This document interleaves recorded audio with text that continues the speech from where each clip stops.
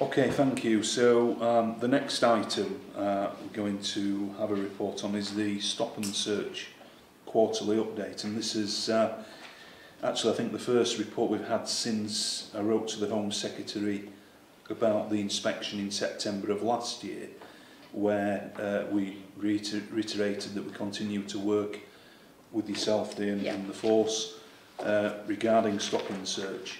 But I felt, and I did reflect this in the letter, that the inspection didn't really take into account the work that had been done last year because of the length of time it took the actual the report to be released in August of last year.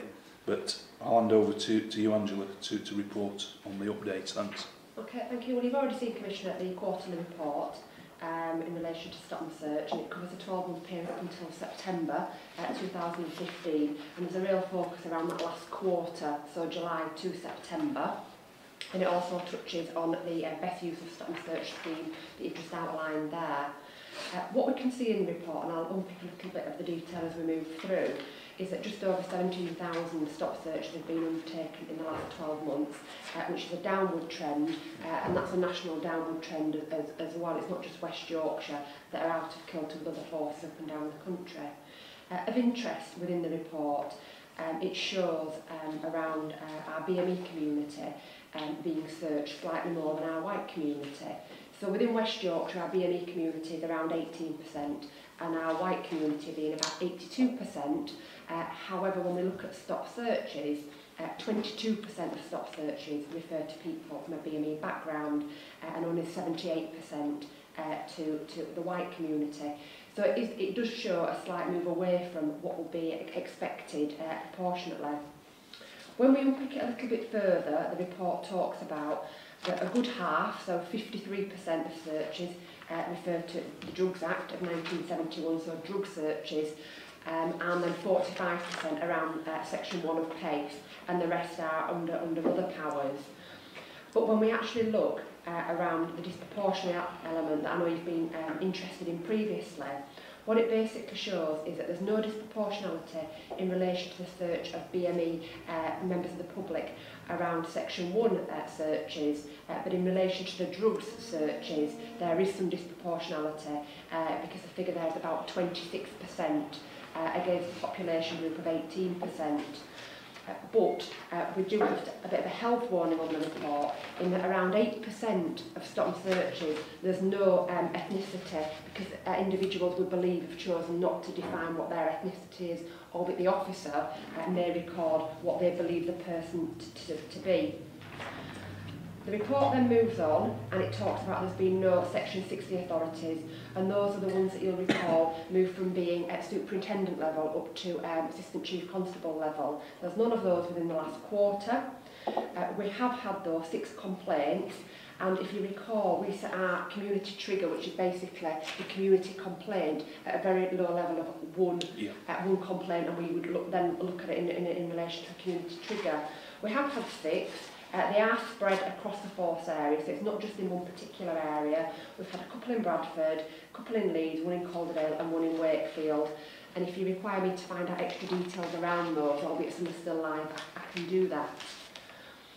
Our ride-along scheme, you'll recall, and I have spoken about it previously, initially went out to our independent advisory groups and our scrutiny groups, and they trialled that effectively as a bit of a pilot. In September, October time of 2015, that has now gone wider, but that's not captured in this report because this only goes up to September 2015. But I am hopeful in our next report, our next quarterly report, it will show an increase of the ride-along schemes because we've only had 18, but those were within the pilot.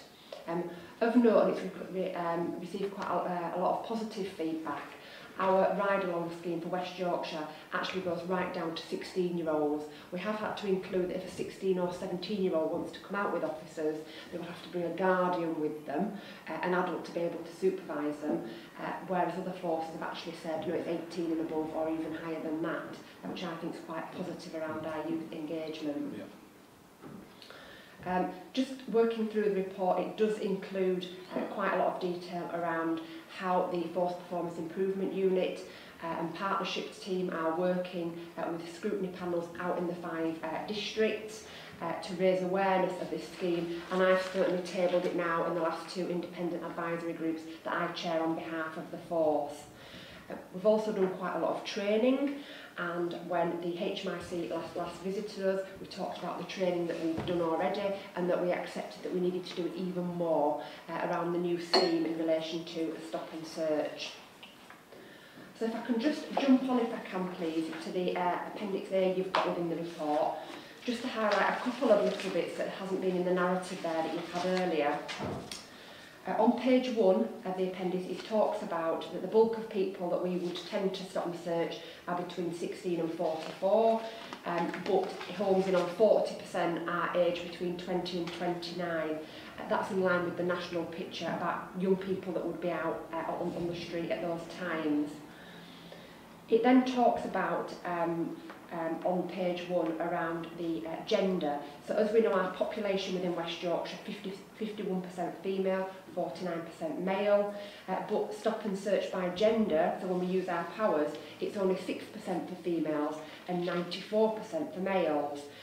When we unpick that a little bit further, what we do understand is 18% of our prisoners that we arrest, that we bring through our custody, that are charged, 18% are female. So that would tend to suggest that only 6% are being searched, but 18% are processed through our cell area and finally charged. But then when you unpick the offences for which they have been charged, it doesn't cause me any concern around only 6% being out on the street being searched, because this is around often theft, acquisitive crime and drugs, and it is in line with the national figure as well. And then if we move on, if we can, to page 2 of the report, one area which I think is of interest to yourself is around stop and searches by district. And you would expect to see similar numbers of stop and searches throughout the districts. However, when you look at the report, you will see that you don't, and that Leeds look particularly high at 53% of searches. But what we need to recall there is that protective services operations, so the team from Cargate and from Bradford, the additionality to districts, often would patrol the default positions of Bradford and Leeds. So actually, they have far more staffing daily than just district staff. So therefore, that's why they've got a bigger increase of activity there. And that would also reflect their tasking as well, wouldn't it? Yes, it would. But when we look at where our hotspots are for burglary, they are particularly in a number of beats in Leeds, as we know, around the university, and then also some areas of Bradford. So actually, you would expect to see higher numbers within those hotspots. So that's in line with intelligence-led? Yes, intelligence-led okay. Around where our hotspots are for burglary and acquisitive crime. And obviously we review that on a force basis every month anyway, and we talk about that every morning around burglary. So that's the report in total. I don't know if you've got any specific questions that you need to just ask for me just to flesh out in relation to that report. Yeah, no, thanks Angela for that update on the report. I've got a few things I just wanted to follow up on. So in terms of the community trigger, you're right, we did set a high tolerance in that we believe that one complaint through that process is one too many. Mm-hmm. But having said that, given that it's seen a big increase of 6 from, I think it was just 1 previously on the last report, I think it would be useful just to look at some of the reasons behind that. Yes. Just to try and understand that. Yes, I can certainly have a look at that. Some of them are still live, but obviously as those come to completion, then we can certainly give that update and ensure that it's in the next quarterly report. Yeah, thank you. The ride along, yes, very positive with regards to involving 16 years and upwards. Yes. And certainly through our youth advisory group, you know, I'm sure we would get some interest. We've already got some interest, which we're working with. We're just trying to make that happen at the moment. In terms of the, so there has been some publicity around the public getting involved with this, which is to be welcome. But how do you intend to sort of collate feedback around this? In relation to the ride along scheme? Yes. What we've got is we've got the central team at Rachel Banks at Force Performance Improvement Unit, liaising with the Chief Inspector Neighbourhoods out at the 5 districts for feedback around how many approaches they've had to the 5 districts, how those have been actioned, what the background of the individual is, so we can try and balance, you know, is it just young people who are interested or older members of our community?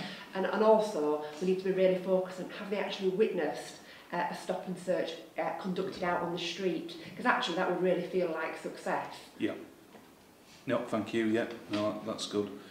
And also, I think within the report, it mentions the Police and Public Encounters Board, and I think we would like to be kept in the loop regarding the information that's shared there through this office as well. Yes. Okay.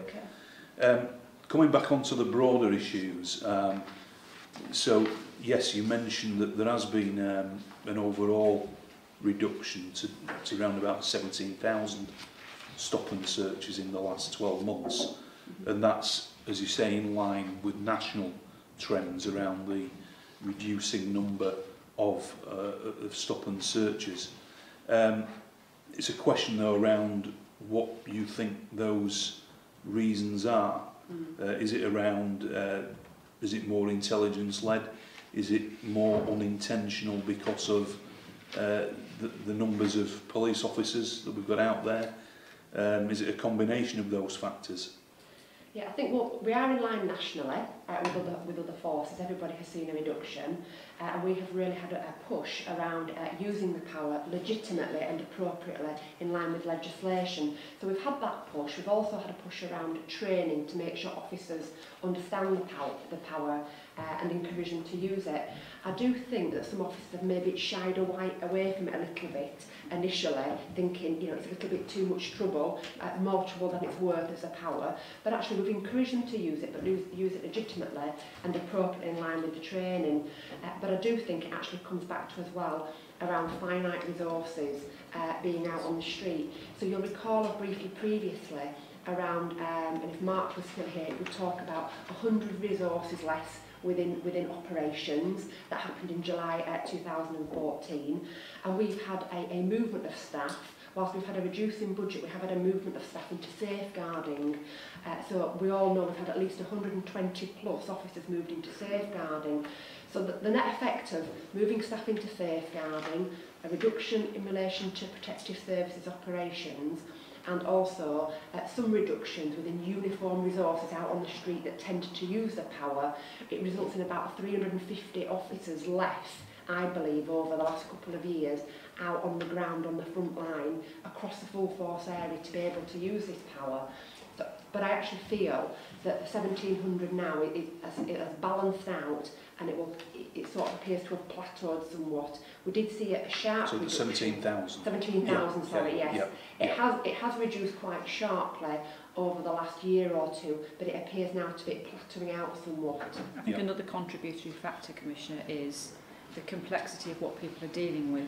So we've briefed you previously, and I know you're awaiting a report about missing persons, for example. If officers are engaged on duties going out looking for missing people, they're not going to be doing stop and searches. If they're out doing safe and welfare checks, they're not going to be doing stop and searches. If they're dealing with mentally health issues and individuals in the street, they're not going to be doing stop and searches. So I think that combination of things that Angela's talked about, plus all of this demand on our time that isn't necessarily what we would call core crime duties, of which I think stop and search is a core part of that, I think all of that's also contributing to the reduction in the numbers of events. And also on the back of that, Chief, we've had a new recording system as well. We've moved from the paper booklets to the handheld devices where officers are getting used to actually creating those. So whilst that will be, you know, a huge benefit moving forward, it's a new system for officers to get used to as well. Yeah. I do think there is something that we could do proactively though, because I know Mark Milson's left us, but with him having the portfolio for learning and development, and he's exploring, as you know, different alternative methods of training delivery, some of which we do feel could be put into the public domain through some kind of YouTube type scenario. And actually, wouldn't it be really helpful to the public to know what an appropriate and well held and handled stop and search encounter actually looks and feels like, and I think there is an opportunity for us there to really help not only educate our own staff, but also raise awareness of the community themselves about what a successful encounter should look like and feel like. And of course also, just to touch on the fact that the body-worn cameras, which will be implemented throughout the next year, I would imagine will also have a significant impact on the interaction between police officers and members of the public when these stop and searches are carried out. Absolutely. And, you know, adding more transparency around the encounters that take place. Certainly my expectation of every single one of those encounters is it to be recorded. Yeah. Yes. Yeah. So, Angela, you did touch on the disproportionality. Yes. I mean, to be fair, in recent times that has been heading in the right direction. Yes. And in fact, I think on the last report, the numbers were pretty much in proportion to the communities, the diverse communities that we have. Yes. But obviously, as you've already said, we've seen a bit of a creep back into a slightly higher disproportionality rate around black and minority ethnic stop and searches. Is there a particular reason for that, do you think, or? Yeah, the only reason that we can come up with when we've looked at the data is when you unpick the data, and as I said earlier, we have had this reduction month on month about the power being used. But since the last quarter, what it appears to be is that we've had a 1% decrease in Section 1 PACE searches and an increase in the drug searches. And if you recall a few minutes ago, I talked about no disproportionality in relation to PACE searches, but in relation to the drug searches. So whilst it's only 1% reduction in one and a 1% reduction in the other, we believe from the analysis that James done for it's actually skewed the figures further by those couple of percentage points. And also, Commissioner, you know, one of the issues that MPs and councillors regularly raise with you is if intelligence is fed into the system from members of the public, particularly around drugs activity, that we can then form into an intelligence package, then inevitably we are going to go into those particular areas and concentrate on the very people that the public have identified for us. Now, if that happens to be in certain particular parts of the community at a given moment in time, that could also unfortunately skew the figures. Yes, and the skew is in line with intelligence coming in from the community. Okay, but Yes. you know, but obviously it's something we will continue to monitor Absolutely. closely. One thing that I will raise as well, although it might appear to be slightly not a big issue, but certainly there appears to have been a slight increase in searches where self-defined ethnicity is not stated, up from, well, about a percentage point, from 6.7 to 7.6 since the last quarter. Yes. Is that down to recording, or is it something some people are just not defining their ethnicity? The new system's been in now for probably coming up to 18 months.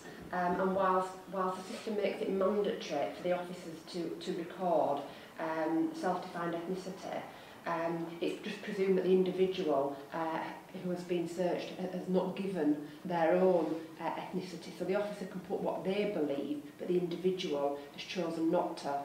It's certainly something we can look at, because it has obviously gone the wrong way, which then does skew the data a little bit. Yeah, and I think that's the point I'm trying to get at, really, around it can skew the data if we're getting more of that, really. But equally, in fairness to officers, and I think this will get picked up through the body-worn cameras, if an individual doesn't want to tell us what they believe their ethnicity is, you could actually aggravate the situation very quickly by repeatedly asking the question.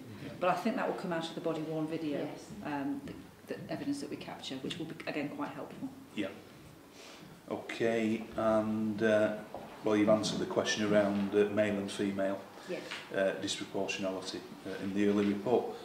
Thanks for that. I've got no other questions, unless there's anything else you want to add. No, thank you, Angela. Okay, thank you.